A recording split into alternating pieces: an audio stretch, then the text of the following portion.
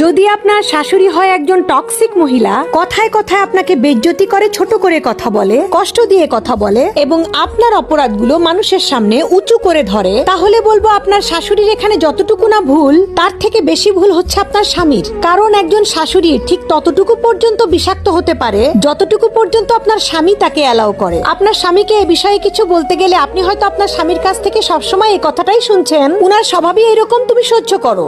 আমি কিছু বলতে গেলে বাড়ির পরিবেশটা নষ্ট হয়ে যাবে। তাহলে সরি টু সে ভাই, আপনার বাড়ির পরিবেশ অলরেডি খারাপ হয়ে গেছে। আপনি আপনার স্ত্রীকে সবসময় দুঃখী দেখছেন, ডিপ্রেশনে দেখছেন। এমনকি এটার একটা প্রভাব আপনার দাম্পত্য জীবনে, এমনকি আপনার সন্তানের উপরও পড়ছে, এবং যেটাতে কোনো পদক্ষেপ না নিয়ে আপনি সমর্থনও করছেন। এখানে একজন হাজবেন্ডের তার স্ত্রীর প্রতি পজিটিভ হওয়াটা খুবই জরুরি। মাত্রাতিরিক্ত অন্ধভক্তি কোনো ভালো লক্ষণ নয়। না হলে খুব তাড়াতাড়ি এমন একটা দিন আসবে যখন আপনার স্ত্রী শ্বশুরবাড়ির লোকজনকে তো সম্মান করবেই না, উল্টো